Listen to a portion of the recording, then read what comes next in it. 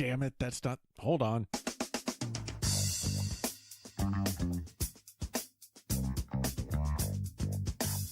Sometimes the best stories in golf aren't found on tour. You'll find them at the back of the range. And here's your host, Ben Adelberg. Ladies and gentlemen, welcome to the Back of the Range Golf Podcast. I am your host, Ben Adelberg. This is episode 14, and this is Masters Week. Before we get into this week's episode, we would like to thank Mitch Phillips for being the voice of reason around here. Check him out at mpvoice.com. He is a big supporter of the show. We appreciate all that he does for us around here.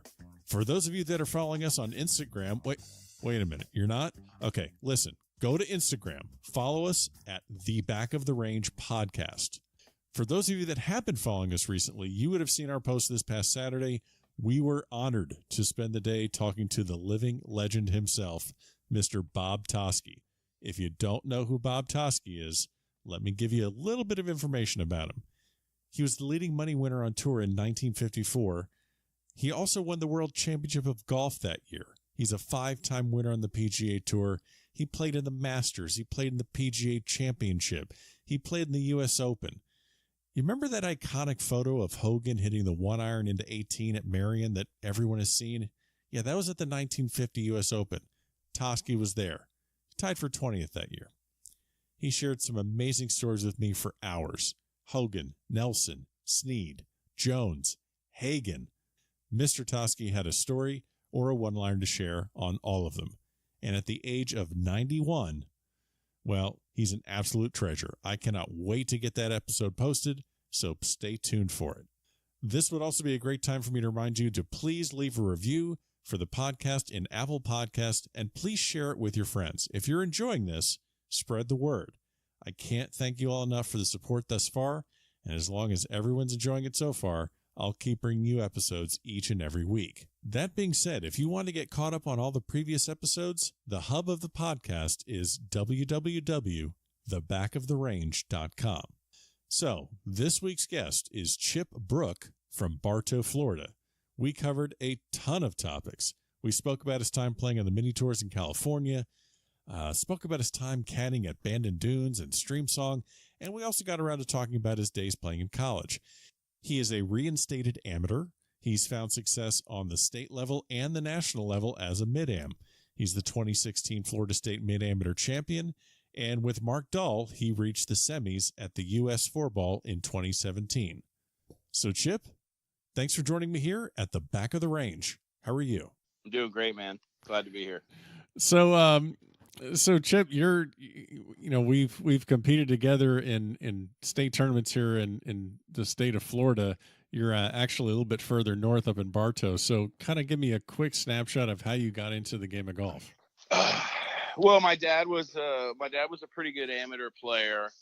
And my first recollections of golf was he lived in Clearwater and lived in a neighborhood called Feather Sound. And I can remember being 3, 4, 5 years old, out there kind of whacking the ball around. I was a sport nut.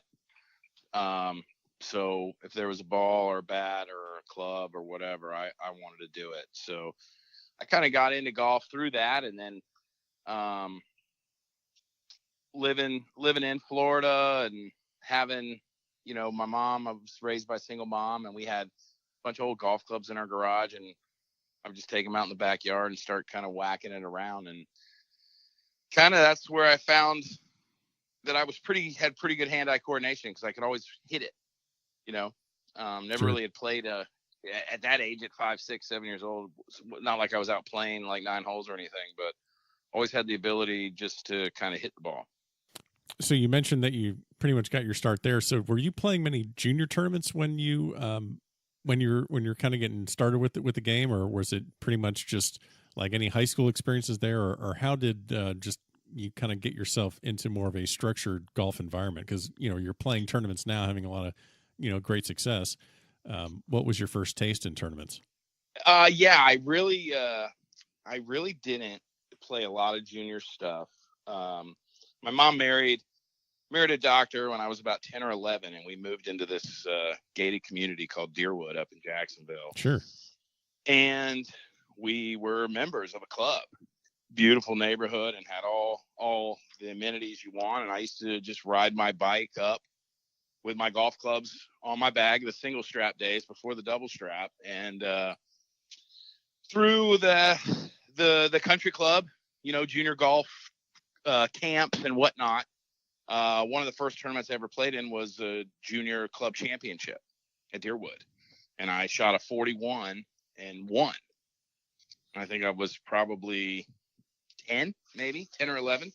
There you go. And that was like the first, other than playing in like father-son stuff with my dad, that was like the first taste of playing in tournaments.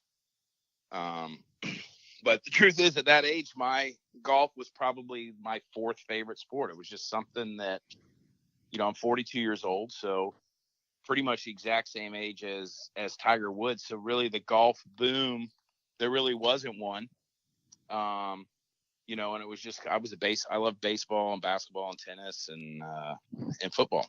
Yeah, we've had a lot of guests on the podcast where this is, this is not a uncommon story. A lot of baseball and football dominated the childhoods, and then just golf just kind of happened as just something to do on the side. So you're saying you really never had the inclination of just, I'm dropping everything and I'm just going to focus on being a golfer.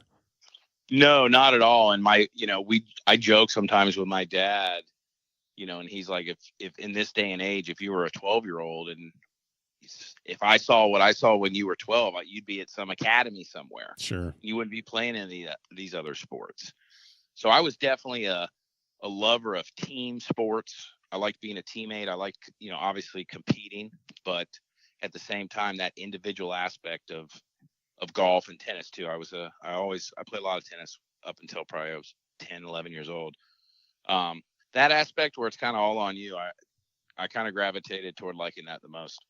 So do you think you would have had the success in golf if you would have gone that route of jumping into one of those academies where it's just really very intensive, the interaction with the game, and just really focused on just one solitary sport? Do you think you would have had the same success?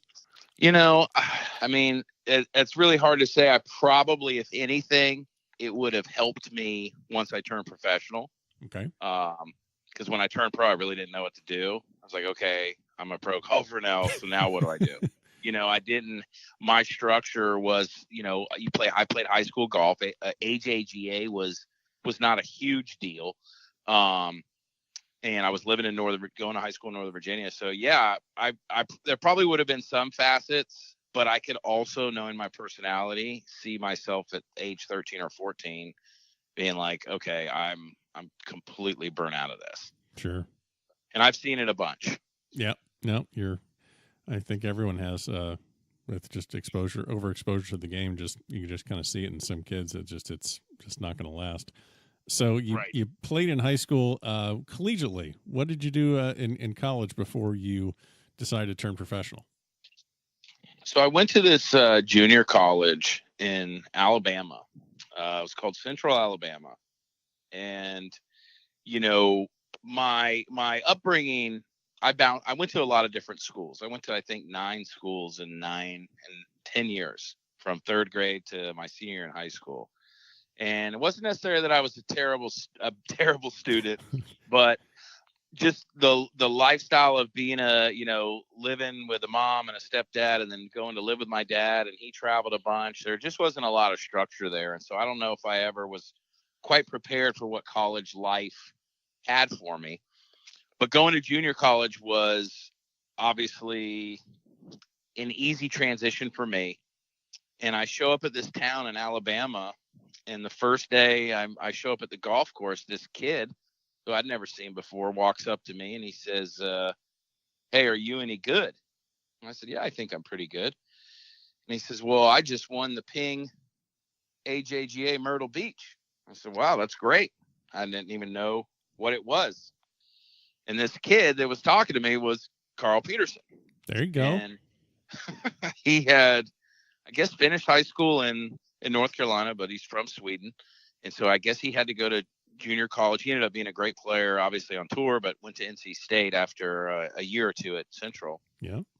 And I looked around and we played 9 holes, and I was like, okay, this seems pretty good. We had this other kid named Marc Dull from Chile who played on the European Tour, and I believe won some on the Challenge Tour, something over there, an amazing player. And then we had 2 other kids that were not necessarily dropouts from University of Georgia, but they'd gone to Georgia, couldn't make the grades, and had gone to junior college. So all of a sudden I'm sitting on this team with a bunch of really good players, not necessarily the most stellar students, but kind of gave me an opportunity to enjoy a smaller version of the college life. And my plan was to, go there and then transfer on to somewhere else. My dad was living in Charleston, South Carolina. And Charleston seemed like a nice landing spot for me. So I ended up in Charleston.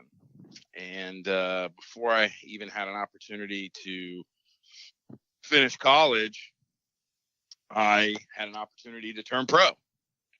And being someone with, my parents weren't wealthy by any means. And during that time of my life, there was not a lot of options financially for them to help me if I wanted to go to college.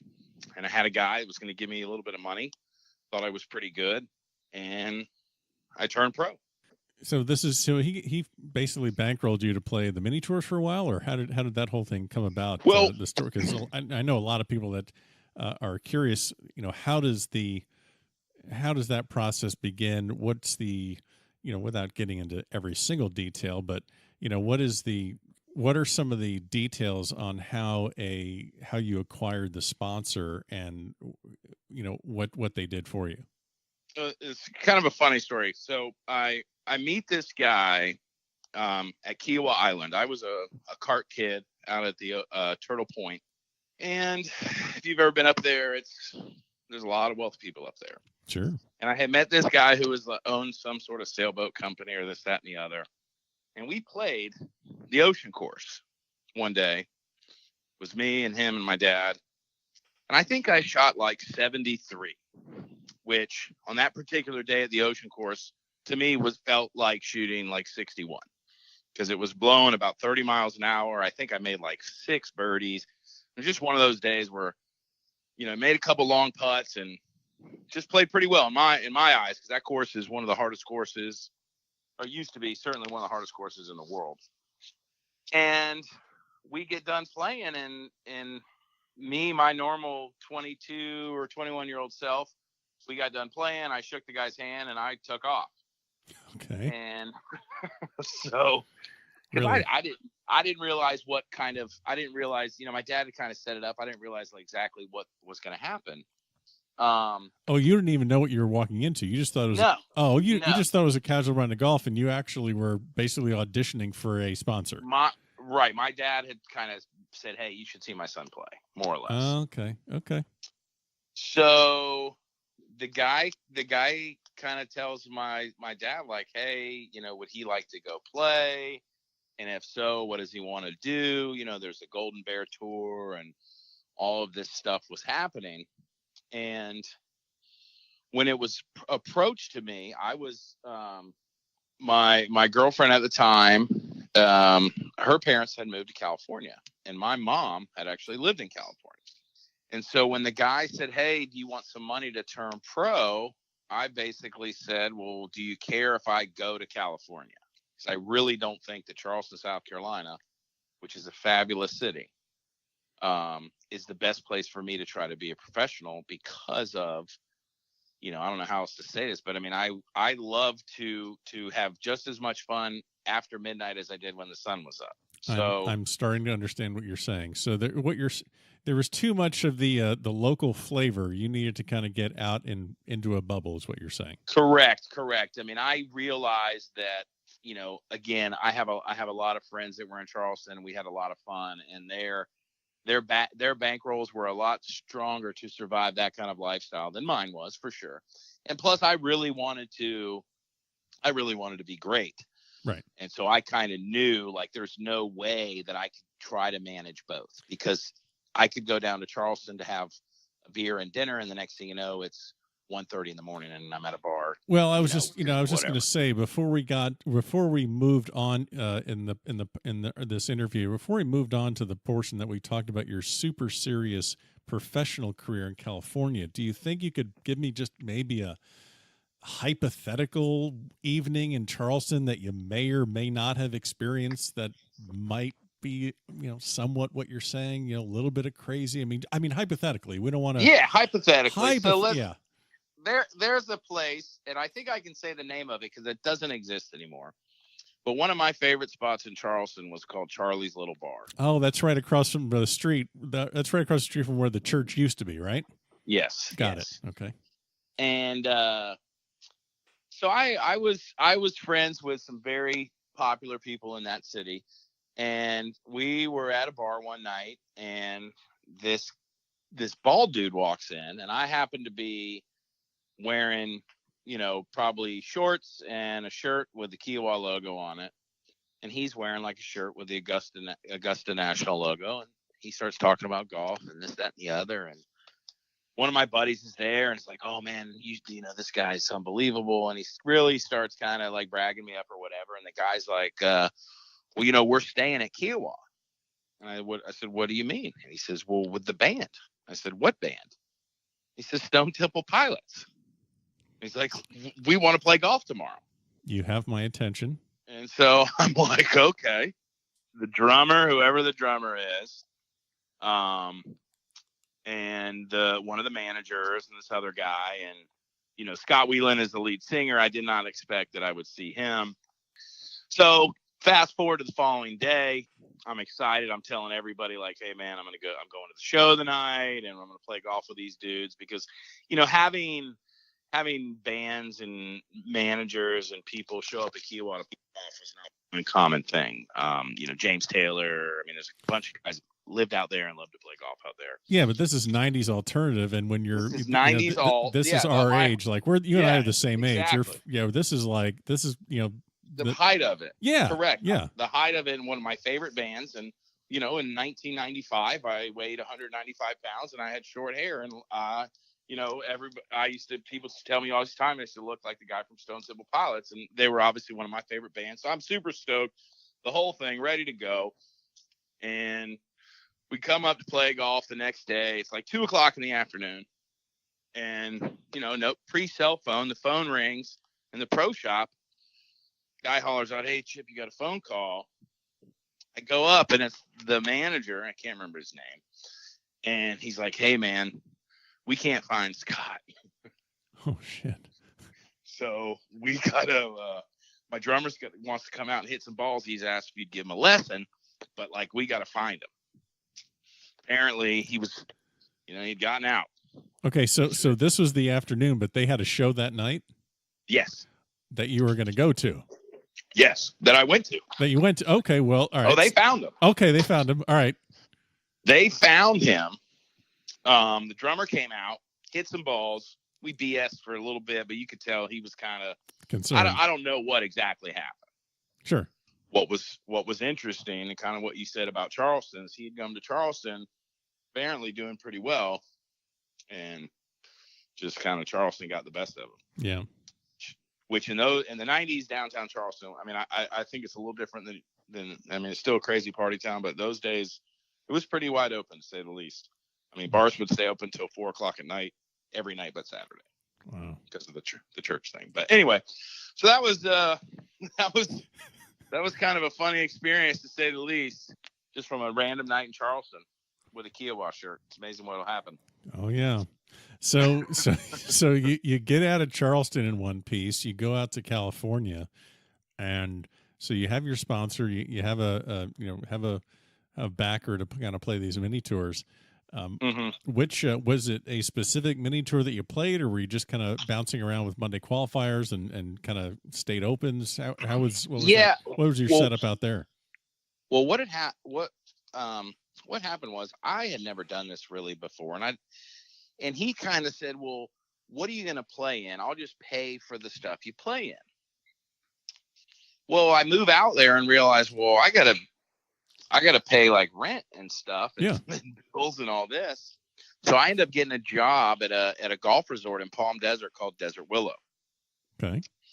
And my deal with this guy was that I'll get a job at this golf course, and I'll do be like an apprentice, and then you pay for all my tournaments. And then if I get to a certain point, we'll go further, because what I didn't realize is that it's a $50,000-$60,000 commitment minimum of anybody that's going to offer you money. And this guy was like, here's 15,000. I was like, oh, no problem. I'll be, I'll go Monday, qualify, and be on tour in no time. I mean, I was so naive to, A, how hard it is, and B, how good I wasn't.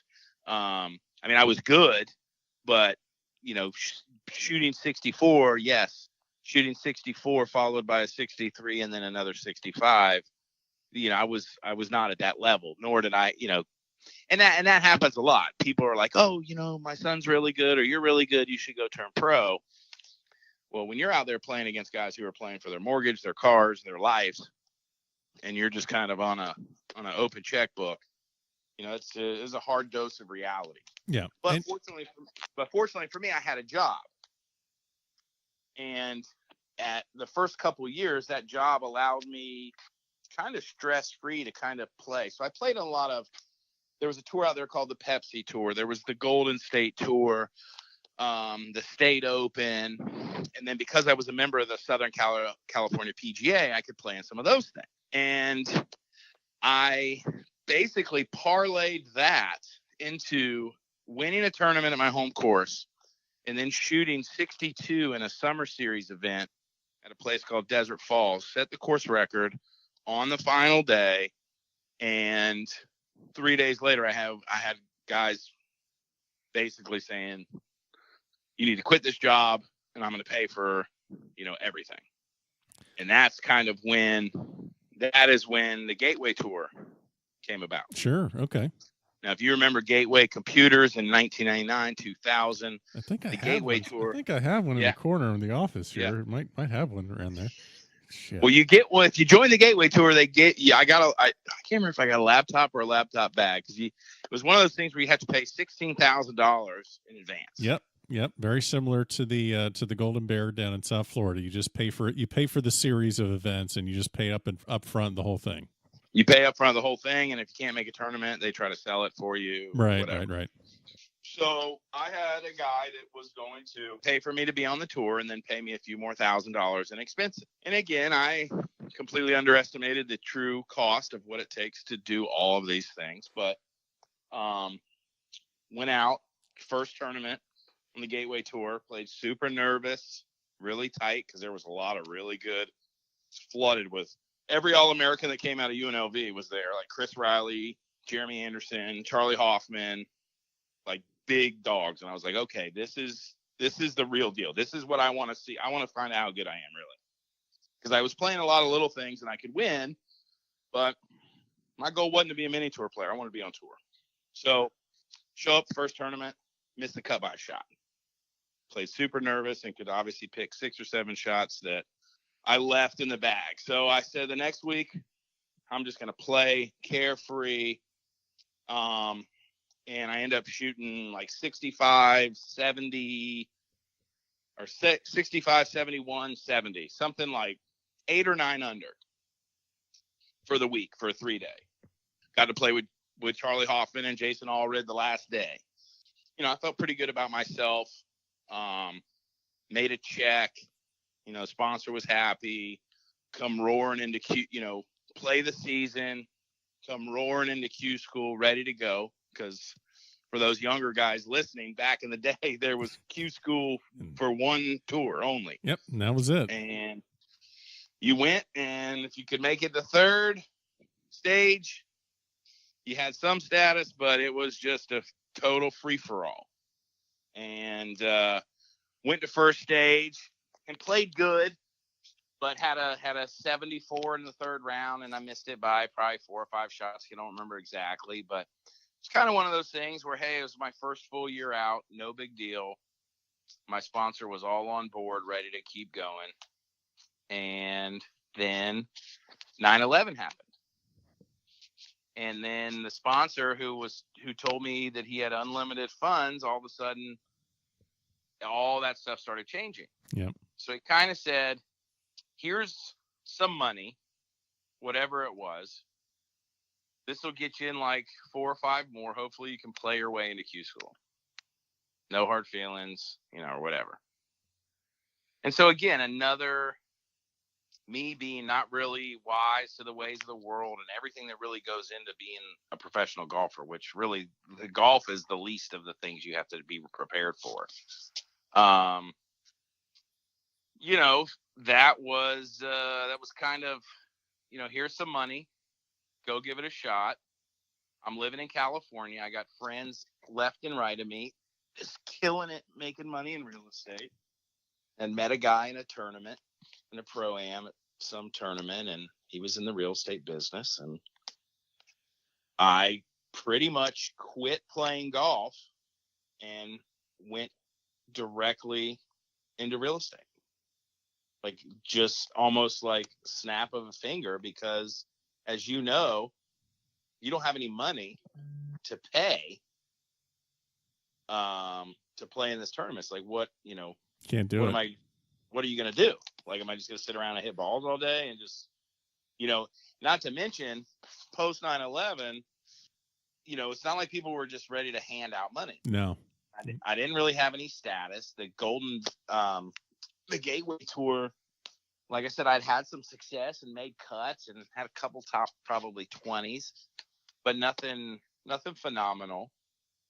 And, when you're playing on one of these mini tours and you're just surrounded by, guys that you're better than, but their funds are unlimited, it can be discouraging, disheartening. So you mentioned that you basically competed alongside guys that did make it to the PGA Tour, whether it's, Riley or Hoffman or I'm sure there's just got to be countless other guys out there that listeners would know. So you just said it. I'm just going to repeat what you just said. You're basically saying that, sure, there are different levels of talent out there, but when you're on those mini tours and you're shooting the same scores that other guys shoot and they make it and you don't, do you think it's just mainly all about the set of circumstances and the support that they have around them that is really causing the big difference? That's a really good question. As I've grown older, it's a lot easier to look back, and certainly no regrets, because I'm very happy with where I'm at in my life. But I would say that preparation, for being prepared for what that life is, I think is a lot. If I look back at anything, I would have done it over again. Or if I was an advisor, if I was a sports agent that was dealing with golfers that were coming out of college, that were great players, I would say, look, there's a certain way that I think you need to go about this business. And one, it's your job. So I'll give you a perfect example of just the difference between me and a guy like Charlie Hoffman. Okay. So we're playing in a tournament. There's many differences, but this is one I can remember vastly. We're playing in a tournament at a place called Greyhawk, and I think I shoot 68 in the first round, and I don't remember what he shot. We didn't play together, but we had played in a couple practice rounds, and we were paired together in a couple tournaments. So to say we were friends would be a stretch, but he knew who I was. We would say hello. We passed each other on the range, whatever. Sure. And I get done playing golf, and the guy I play with, who shot 70, as soon as we get done, takes his bag off the cart and heads to the range. I go put my bag in the car. I put my tennis shoes on and grab my putter and come out to roll a few, just to kind of, I felt like I putted pretty good that day or whatever. And I come out to the range, and there's Charlie Hoffman with this box, like that a golf club would come in. And he's on the range working on his takeaway. And he's hitting balls next to this dude. And I'm talking to a friend of mine, and this dude comes walking down and says, "Hey, man, how'd you play today?" He goes, "I shot 9 because I should have shot 10, or should have shot 11. And I'd never seen this guy before. And I said, "Who is that?" And he goes, "That's Robert Garrigus. He's one of the best players out here." Mm-hmm. Which he was. And then I see Charlie. I wave. "How'd you play today?" He goes, "I shot 6. which that's another thing you learn. Once you go on tour, when you say a number, that means how many under. Uh-huh. So what you're saying is Gehrig has shot, I'm assuming it's a par 72, just for, yeah. Okay, so 63, 66, and I had 68. They're both going to practice. I'm going to downtown Scottsdale to have a beer because I don't tee off until 1:30 the next day. There you go. Now, doesn't mean that it's not like I went out and, drank till 3 a.m. or whatever. But to me, your work was done. My work was done. To them, they're like, well, I've only worked 4 hours today. This is a 10-hour day job. Yeah.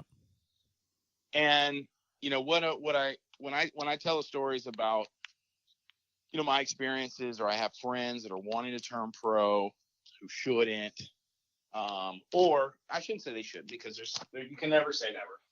But what I tell them is that, all of those days that I played well and left, and let's just say over the span of my career as a professional, there was 100 of those days. The tournament or just a day times 4, there's 800 hours easy that I could have been on. Now, if I had those 800 hours back, do I think changes, the circumstances would have been different? Who knows? It would have helped my chances. Sure. To say the least. And, I can say that now because it's not that I don't want to say I didn't know any better, but I really didn't know any better. The fitness and the practice and all of that, again, we're the same age. All that stuff was coming about after everybody realized why Tiger was beating him for 10 years.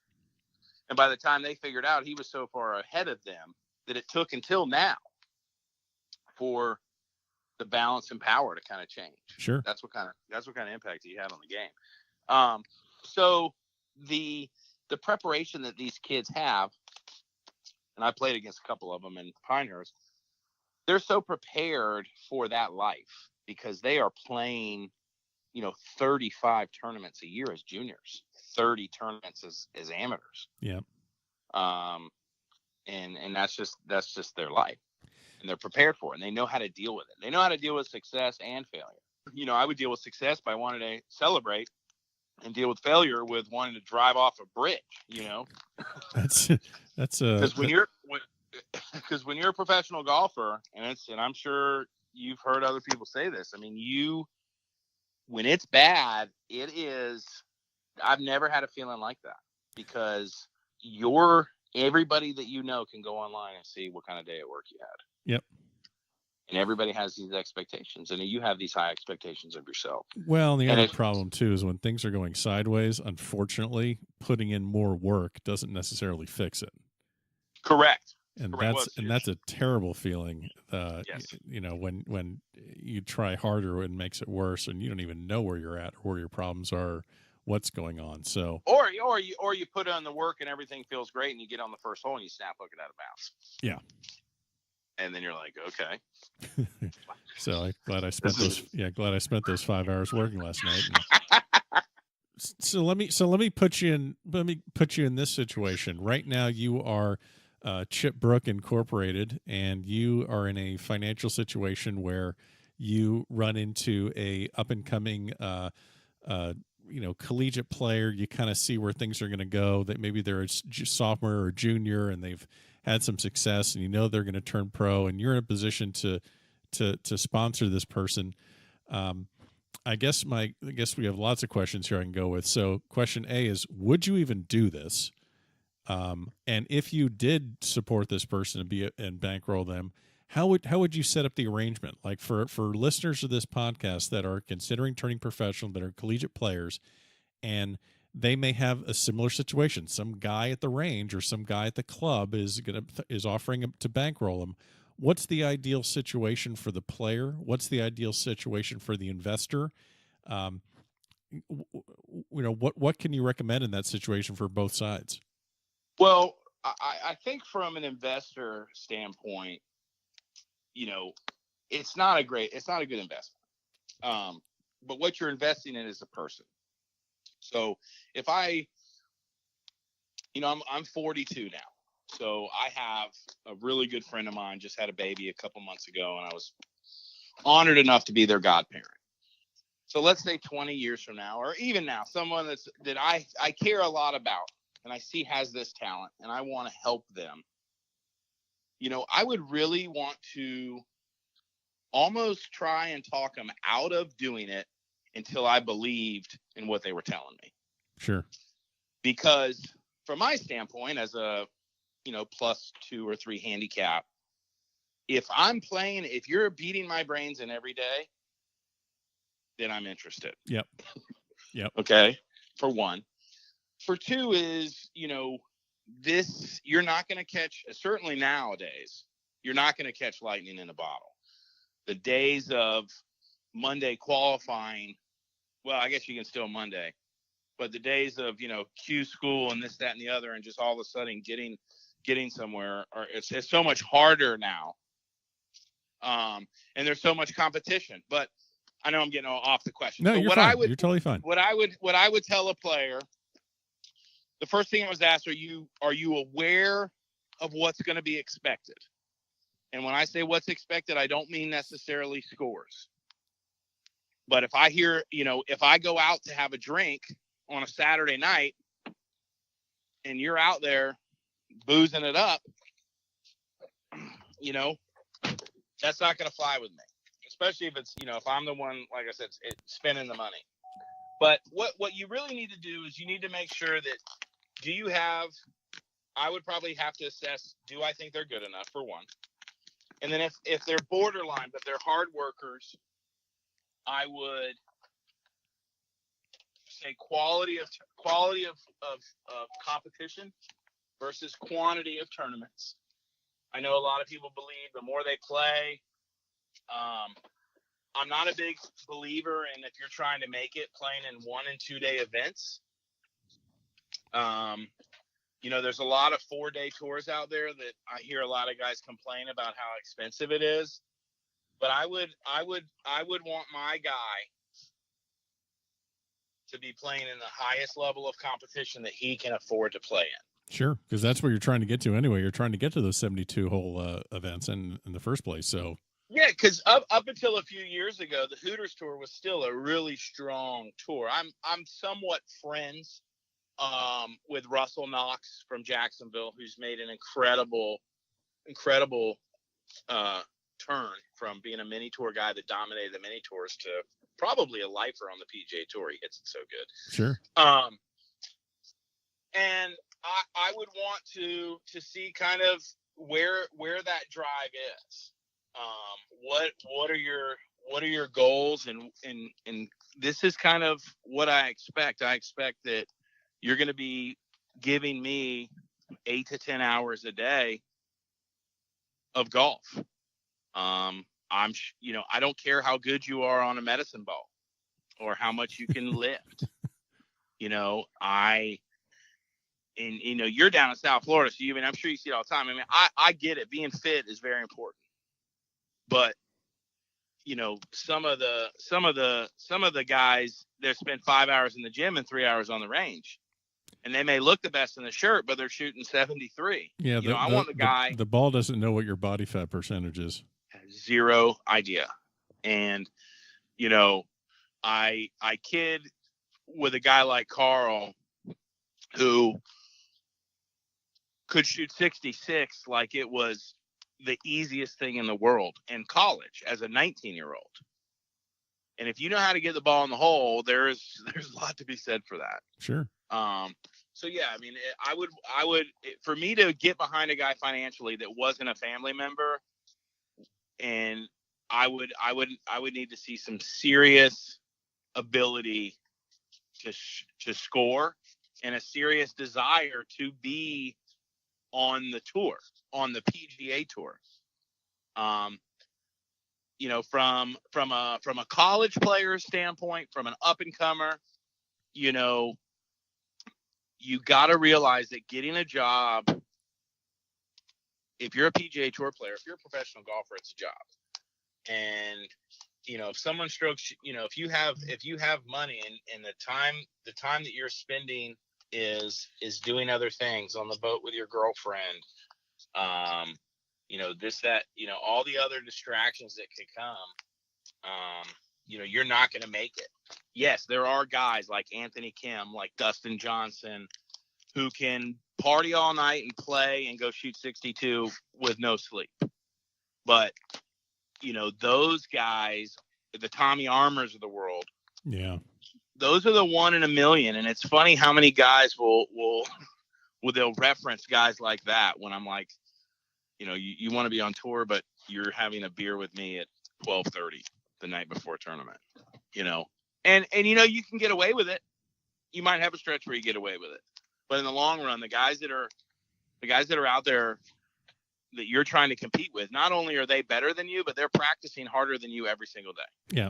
You want people that just have the drive that just is undeniable, where you just, no, I totally get it. So just to kind of pivot a little bit from there, anything as far as a college story you can share with Peterson or any other players that you came across in your college days? Did you see that Peterson had it, or did Carl was for sure the best college player I'd ever seen live? When at Central Alabama, we had this thing where when we would go play, if anybody shot 66, everybody on the team owed them $10. Big spenders that we were, but that was $10 $10 in college, man. That's it's a lot of money. I mean, in my day at the University of Kansas, $10 got you 2 medium pizzas and 2 big Cokes.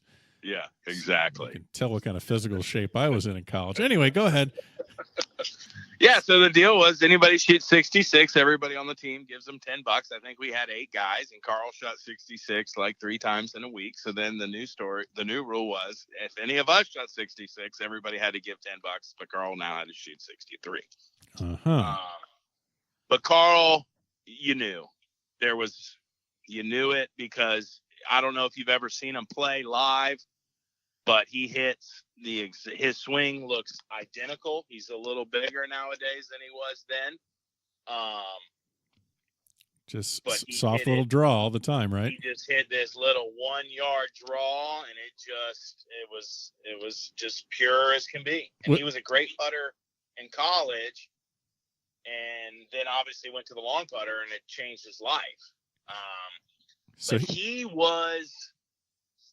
So was he on? I'm sorry. Was he on the long putter all throughout college, or when? Do you know when that happened? He was with a little. I think it was one of the like an 8802 kind of putter. Oh, okay. Wow. All right. But he had it. Got it. He had it, and I had played. And I don't know if you've lived in Palm Beach, but the only other kid I ever played with that had it, and probably had more of it, was a kid named G.W. Cable. And I don't know if you know GW. He used to caddy for Steve Marino, but he lives down in Palm Beach now. He was the best junior golfer I ever saw up close, and was a legend in Northern Virginia.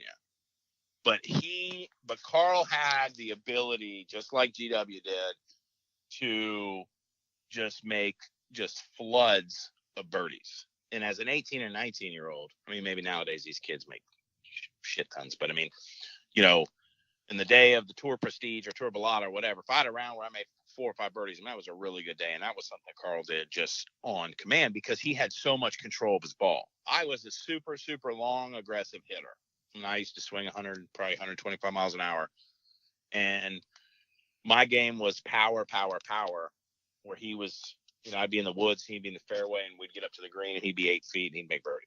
And I'm trying to get up and down. And I mean, he had that ability. He went to NC State when NC State was an absolute powerhouse. I mean, I guess they're still pretty. I don't follow college golf now. Well, they're D1. I mean, it's big D1. They're legit. Yeah, sure. ACC. When he was there, he went there, they had a couple guys that were phenom amateurs and college players, and I want to say he won NCAA regionals one year, but signed a wrong scorecard. I mean, he was that good. Obviously, he played on tour, but he was a guy that I saw as far as playing against in college. Other than him, I really don't remember anybody, because when we played in tournaments, we knew we were the best team. and that was whether we were playing Alabama or Auburn. That junior college team that I was on was a pretty special group of guys. A couple of them turned out to be excellent. But, sure. That's kind of a little funny story that, other than I'd hate to get Carl in trouble about, playing pool in our boxer shorts and cowboy boots and stuff like that. Because when you're in the middle of Alabama, there is not a lot to do.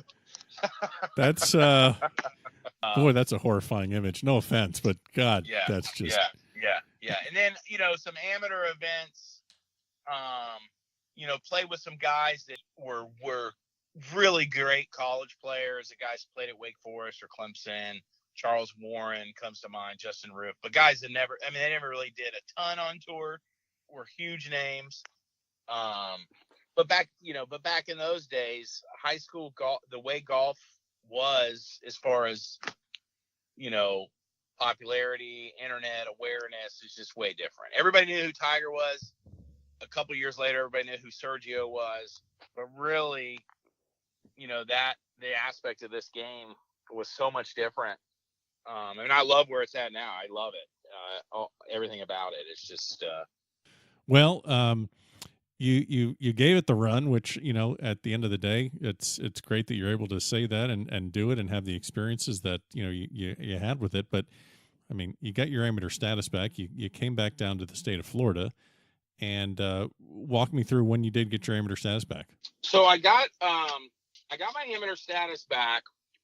I had moved to Oregon in 2011.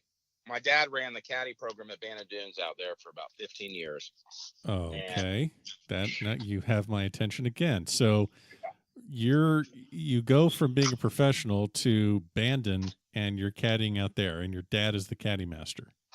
Yeah, dad's the boss. So as you can imagine, every caddy there hated me, but I didn't care because my dad was the boss, Well, it's hey man, it's the hand I was dealt. Hey, everybody would say, hey, what's it like getting really good loops? I'm like, it's great. It's great. But yeah, so kind of I was done the real estate thing, lived in California. I'd moved back to Florida after I had a couple kids. And me and my daughters decided, hey, let's go to Oregon. Let's get out of here for a while. And my dad was like, come on out and we'll figure something out. Maybe one of the courses is looking for a head pro. Maybe you could do that, or just figure it out. So I moved out there, and I didn't really want to do the pro thing. And, obviously the caddying, it's a really good way to make a lot of money quickly. And for me, with everything that I was going through at that time of my life, there couldn't have been a better therapy. Because I don't know if you've ever been to Bandon. It's one of the most amazing places in all of the world, certainly in the U.S. You've never invited me, Chip, so no, yeah. I have not been to Bandon.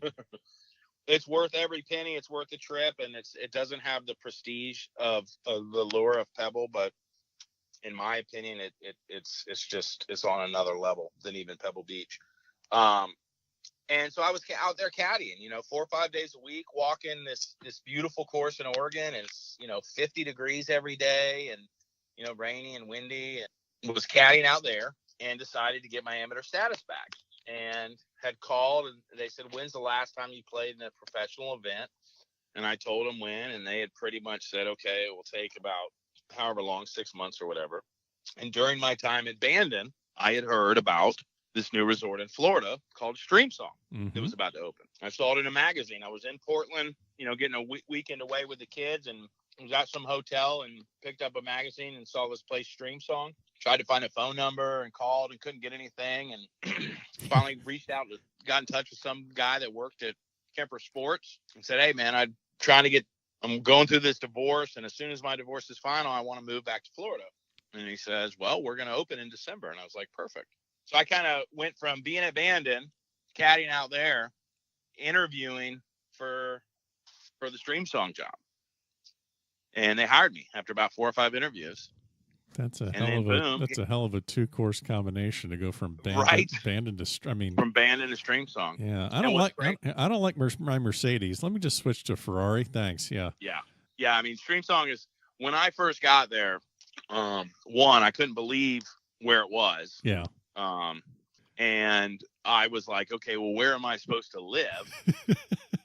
And that's how I ended up in Bartow. Yeah. It's so funny. It's so funny because, Streamsong's great. I've been there. I've played the blue and the red. I've not been to Bandon, but the picture, and I've not played the black yet at Streamsong, and the pictures are amazing, and the facilities are amazing. But I always tell people, I'm like, it's a little bit of a process to get there. It's a little bit of a thing, and they don't get it. And then, correct me if I'm wrong, there's not a fully stocked gas station within 30 minutes. Is that right? That's correct. Yeah. So and with today's day and age of there's a Walmart and a Checkers and a bank and a Walgreens and an In-N-Out burger, a Wawa and In-N-Out. I mean, there's stuff you can't go anywhere, it seems, without bumping into 37 banks and 20 pharmacies. This place is in the middle. When they say nowhere, it's nowhere. Oh, it's in the middle of nowhere. I was blown away when I first saw it. When I first saw it, especially being hired as the caddy master, I was like, okay, this is incredible, because the red, in my opinion, is one of my favorite courses ever. I loved Core Crenshaw stuff, and when I first saw it, I was fortunate enough to have basically carte blanche to play it every day before it opened, because the clubhouse was not completed yet. So my bosses, the head pro, there was one head pro and the director of golf. They spent the majority of their days going to Sarasota to buy fixtures and clothes for the golf shop. So one of my first days there, the director of golf says, "Hey, did you bring your clubs?" I said, "Yeah, they're in my truck." And he said, "Okay, you're playing 18 holes with a guy from USA Today this afternoon, and I hope it's okay with you, but you got to play 36 tomorrow with somebody from Golf Digest and ESPN." Yeah. So, okay. So I literally played Streamsong probably 4 days a week for the 6 weeks prior to when we opened. And you want to talk about, this course was ready to go for a year before anybody even stepped foot on it. So, I mean, you couldn't even find a divot. It was like playing the most exclusive courses that I remember in Palm Springs, where there would be like 7 golfers a day. Yeah. And the assistant pros would drive around and pick up divots. Like, this is what it reminded me of, not to mention the greens were probably 12. So I'm just like, I can't believe I'm getting paid to do this. You're just like you're just like the head camp counselor, just basically the tour guide. Just drive around. Hey, so-and-so. And then, not to mention, to top it off, about 3 weeks prior to opening, Alex Baselli, one of his buddies, and some other guy from one of the golf magazines, myself and the director of golf are playing Streamsong Blue, and I make a hole-in-one on the 13th hole, which is a par 4. So I have the first hole-in-one ever at Streamsong, and it was a double eagle. Okay. So that was definitely an amazing moment. And not to mention, I had 4 witness. I was playing in a 5-ball, so I can't even lie about that story. Wow. And that was right about a month prior, and they gave me a hard time for a while. They're like, "I don't know if it's a real hole-in-one since it's not open," but they talked to the owner, and the owner gave me go ahead. Gosh, really? So, they were just giving me a hard time. But so you go from Bandon, you go to Streamsong, you make the first hole-in-one on the property, and it's a par 4. Yes. So your life right now is just basically just, one consistently never-ending brand new, sleeve of Pro V1s, right? It was crazy, because after getting sleeves of range balls for about 3 years, I all of a sudden started getting pearls in every box I opened, and it was crazy. And I even got a flag. Tom Doak signed a flag and said, "I always dreamed that somebody would make a hole-in-one on this hole. I just didn't think it would be this fast." And he signed it, Tom Doak, and I still got the flag. It was pretty cool. Oh my gosh. So for people that are listening that want to go to Bandon, want to go to Streamsong, I'm sure there's tons and tons of things that they can know and look up online, but both courses are walking. Do you have any kind of a hidden tip or anything that might not be easily researched online that you could pass along that you might want to know before you go to Bandon or before you go to Streamsong? It doesn't have to be some big elaborate thing, but something like that. Yeah, well, the Bandon thing is, and I know this is going to sound like I'm some sort of millionaire, and I'm not, and I don't do it this way. But if you can afford to figure out a way to fly private out there with a group of guys, that's the best way to do it. Okay. Now, for those regular schleps like me that have to fly coach, the best thing to do is if you go with a group of guys, try to fly in to the closest possible airport. Because what happens a lot is guys will fly into Portland and they'll be like, oh, it's only 4.5 hours away. Well, it is if you're used to driving in Oregon in rain and these windy roads along the Columbia River on the side of a cliff. And what happens is the process to getting from Portland to Bandon takes a lot. So my suggestion, if you're going to go to Bandon, if you can afford it, spend as much money as you can on airfare, because you'll save a lot of time and pain trying to drive around. That's a awesome tip. Now, as far as Streamsong goes, the funny thing about Streamsong is when they first built it, they were like, okay, it's in the middle of nowhere. But I think one thing that was which hurt them is they built a hotel that was so big. So the hotel was kind of bigger than the golf course. Right. And that puts a lot of pressure on guys to sell out a hotel. But what will happen is guys will come and they'll play Streamsong and they'll stay at the hotel. And then they'll go to Tampa one night maybe for dinner, or maybe they're flying out of Tampa. And as they're driving to Tampa, they realize, oh, shit, we can get here in an hour. And so the next time they come, maybe they stay in Tampa, or maybe they stay in Lakeland. Maybe they stay an hour away versus, not that the hotel isn't nice, because it's an amazing hotel. It is. I've stayed there. It's excellent. Yeah, it's really cool. But as I'm sure you experienced too, there's a lot of space there that I think the idea of them building the hotel was they were going to have these giant conferences, like these companies would come in. But once you get on the golf course, that's a golfer's paradise. That's for dudes that like to golf. It's not, and no offense to like Reunion Resort or any of those other places that have these conferences like the World Marriott. These courses aren't just hit and giggle and get on a car. This is for like guys that really like to play and appreciate architecture and blah, blah, blah, blah, blah. And I think what happens is people will go to the hotel on a particular weekend and there's, it's dead and everything's closed because, it's the time of the year where maybe not everything's open, or maybe they don't want to just be stuck at the hotel. Because once you're there, as nothing against Lakeland, but it's not like going to Lakeland is like going to Miami or going to Tampa. And Tampa's fun, and Clearwater and St. Pete. And, I think that's kind of, the one thing that if Streamsong had to do it all over again, they would probably start with more of a cottage style ski lodge kind of golfers playground kind of place than a monstrosity of a hotel, because it's hard to go stay there because, like you said, what are you going to do at night? Yeah, and the other thing that I see there that Streamsong's doing is, I'm on their mailing list, like I'm sure you are, and a lot of people are in Florida. It seems like we're always seeing those $99 a night resident rate deals, and I'm just thinking to myself, if they were really killing it and really, booked up all the time, I wouldn't be seeing that much of these offers. No, they basically are, and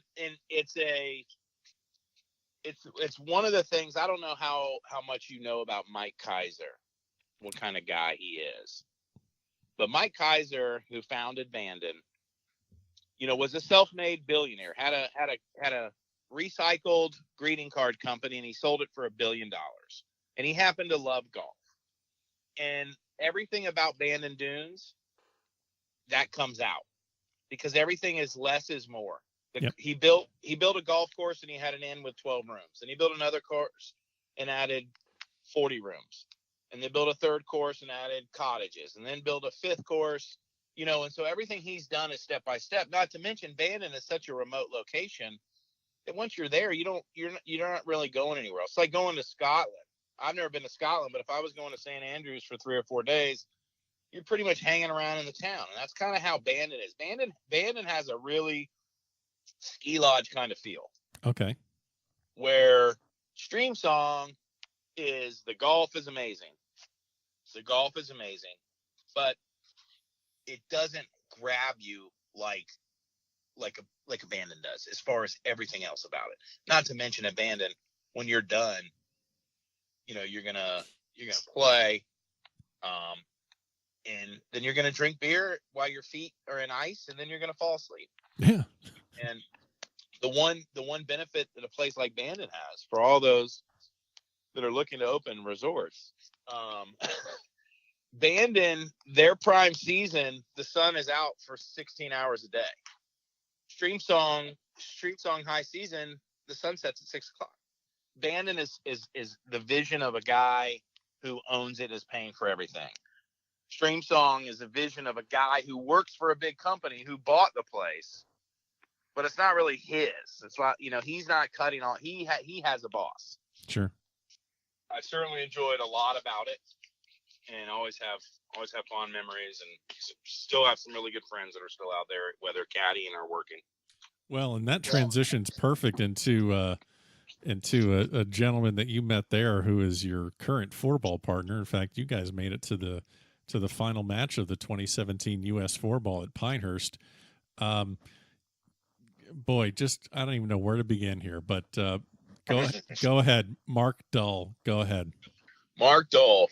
So, when I was at Streamsong, obviously, as very early on as the caddy master at a place that big, it was kind of a whirlwind first few months of just, trying to hire caddies.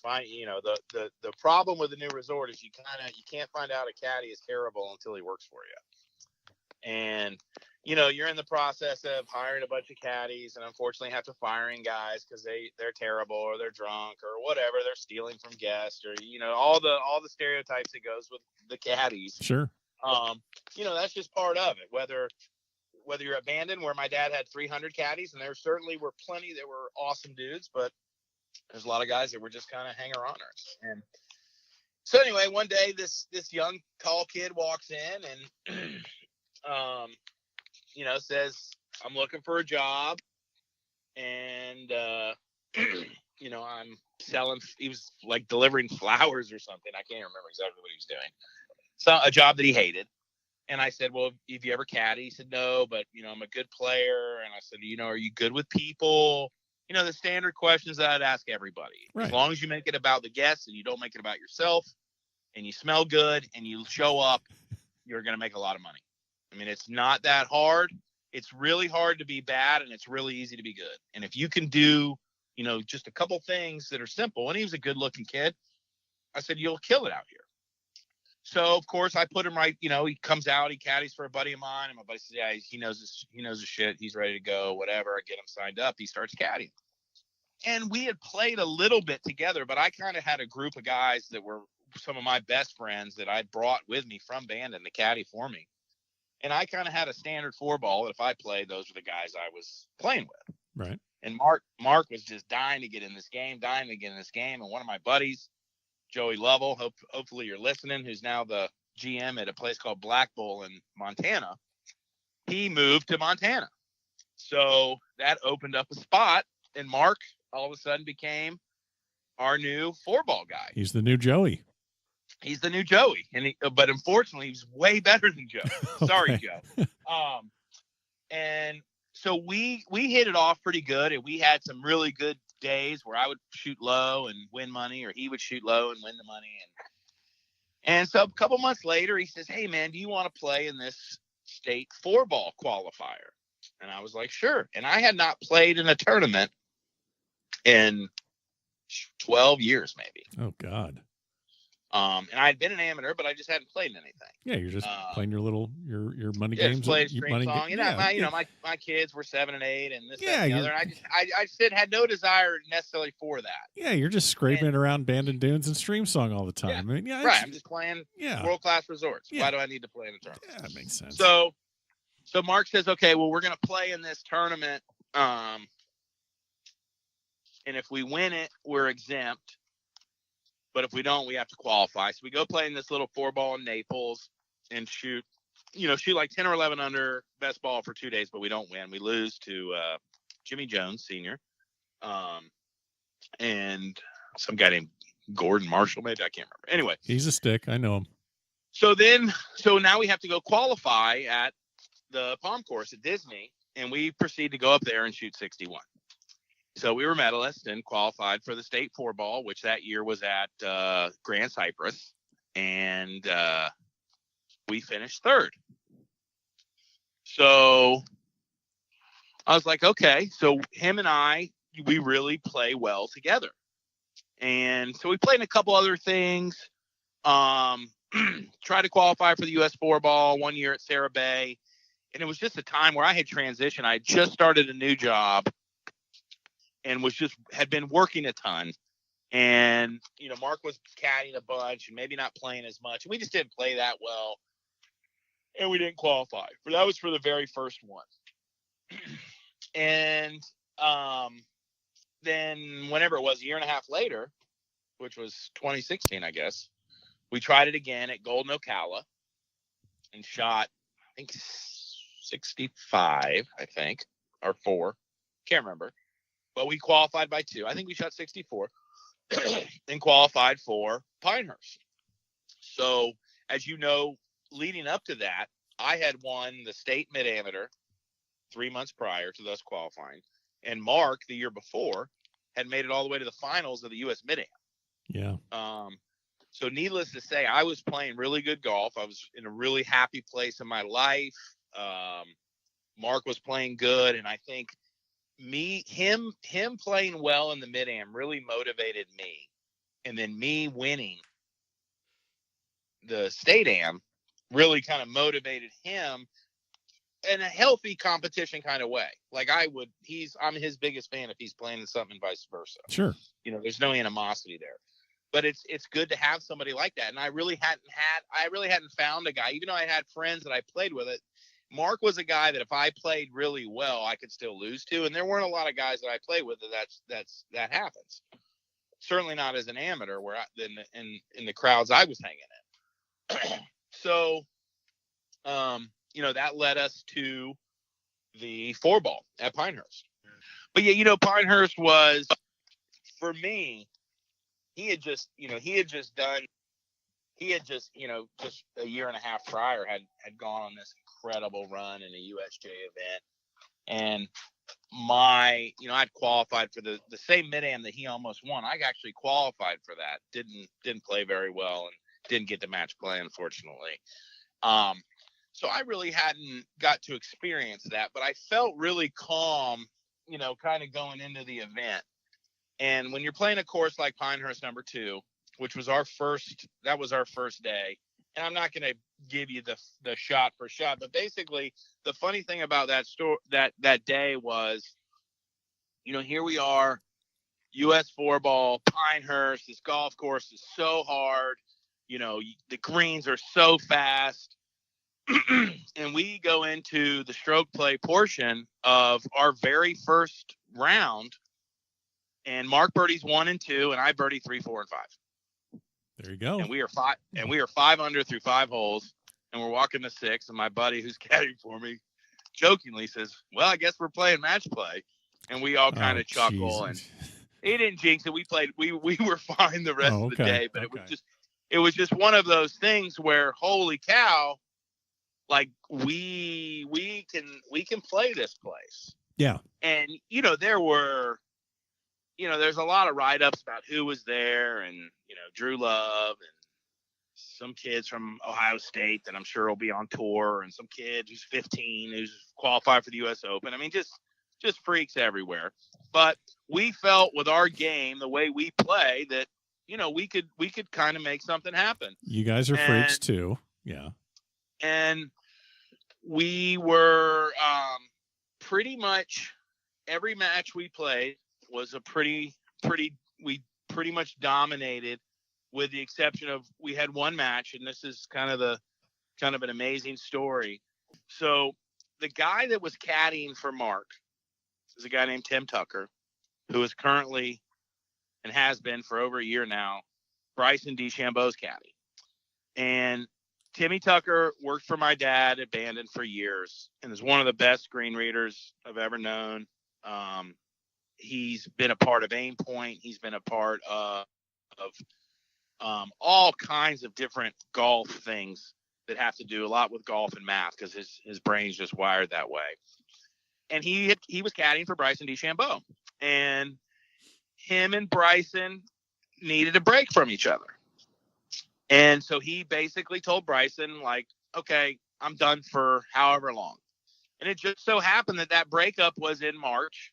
And I said, hey, Timmy, why don't you fly to North Carolina and caddy for me and Dull in the 4-ball? He's like, I'd love to. So he calls a buddy of his who's a caddy, and he gets us the books, the green books, for 2 and 8. Perfect. And I don't know if you've ever seen one of those. It's got arrows. It's got arrows everywhere. So Timmy had to explain to us how the book worked. But if you're playing a course like Pinehurst, where from the middle of the fairway, it looks like the green is the size of a dinner plate, but you can pull out a book and say, okay, the pin's here, but if I hit it 10 yards past the pin, it's a 6-degree slope coming back towards the hole. So I can be long, but I can't be short. And no doubt that helped us tremendously through the week, because we were able to be very, very committed to hitting iron shots. Right. So you're not just being precise, you're also knowing exactly where you can miss. We're knowing where we can miss. Yeah. And I had made the decision from the beginning of the week that I was going to putt everything. If I was off the green, I was putting. And for the most part, I hit a lot of greens that week. I didn't hit any fairways. I mean, I was in the sand the whole time, but I had really 98% of the lies I had were great. And I hit a lot of greens from the sand, but I couldn't find a fairway. And so anyway, we're playing in this match against these two kids that play at Loyola Marymount. I don't know if they were seniors, juniors in college, really good players. And Marc and I played really, really well. And we're one up. We're on the 18th hole. I've got about a 4-footer for par. Marc's got like a 20-footer for birdie. And this kid has like a 60-footer from the back of the green for birdie. He hits his putt. I take off my visor because I'm getting ready to go shake the guy's hand because we beat him. And as I'm walking towards Marc, this ball comes over the hill and it's about 20 feet away from the hole. And I stop looking. And I'm looking at the crowd behind the 18th green. All of a sudden, everyone's, oh! And I'm like, I turn around and the kid's fist pumping. And he canned it on us. And I'm like, you've got to be kidding me. Like, I don't wish any bad on any golfer, but like that is. But you're not rooting for him. You don't make that putt. Yeah. You don't make that putt.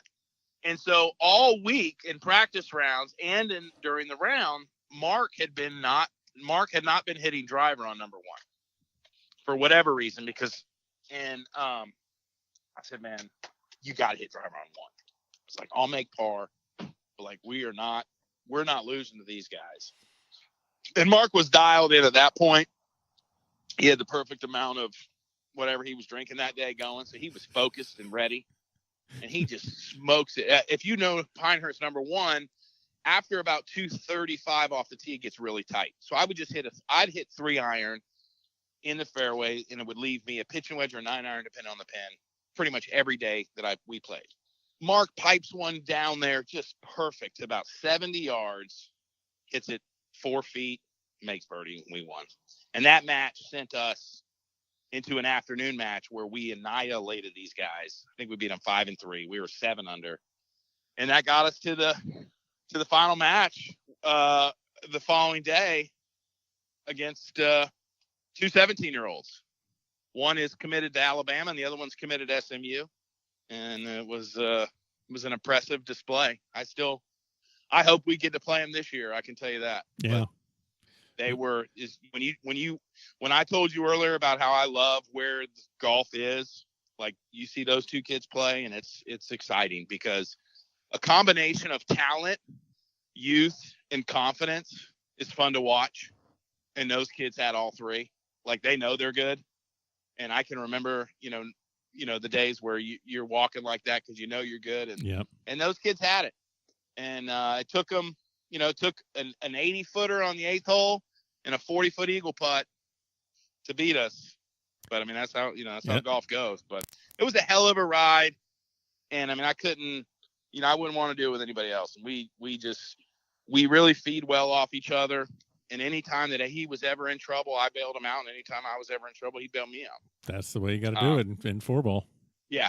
But as far as the shortest version, great Marc story I can tell you is before we were playing in the state 4-ball and had gone out that night before, and Marc and I got separated, and I was ready to go back to the hotel. Had no idea where he was, and got back to the hotel, sent him a text and said, we tee off at 9:35. I'll have your clubs. Just make it if you can.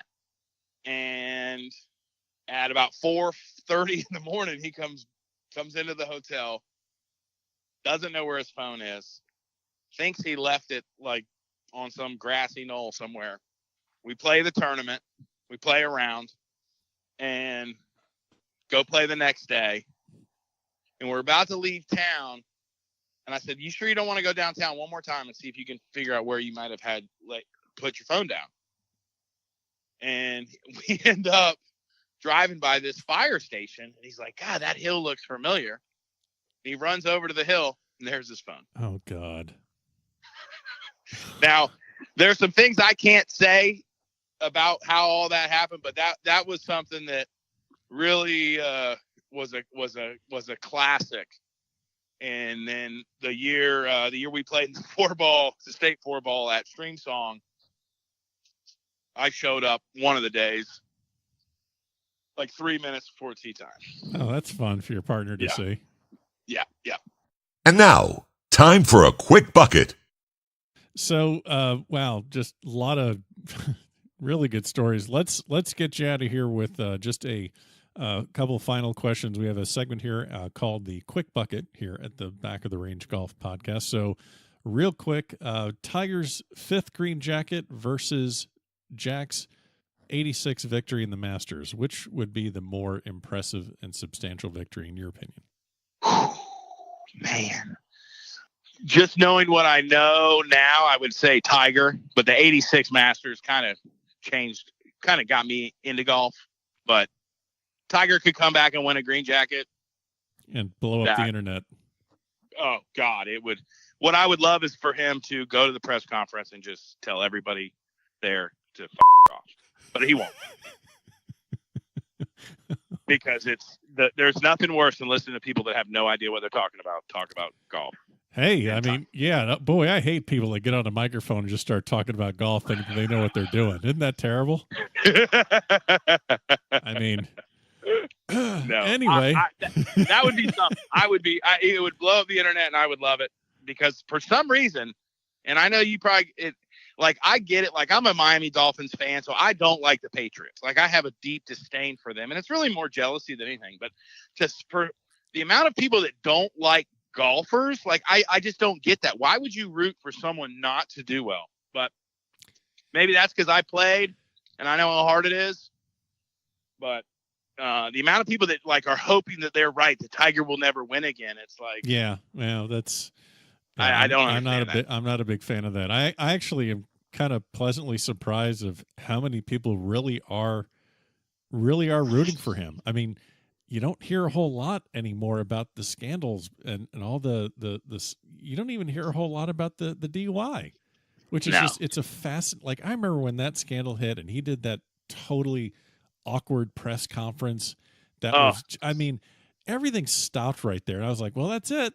And then we're moving on. And now the DUI footage is on TV. That's pretty much done. I mean, it's over. So everyone is just, what can we do to get Tiger on the back nine on Sunday at Augusta going against one of these young guys? We're willing it to happen. What? Yeah. I just want it to happen. I want it to happen. Yeah.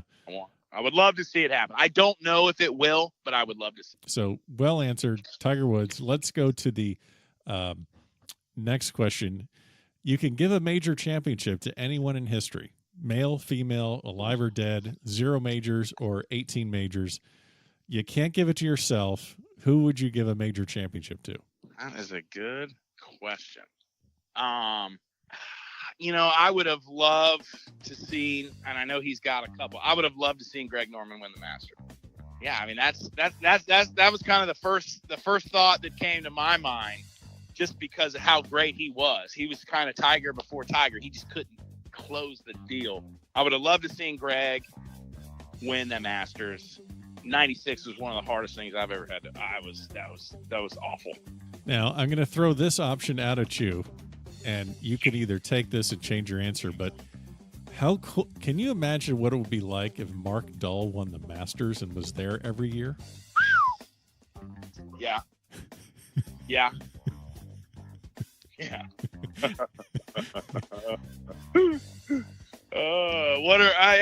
How strict are they? I'm just kidding.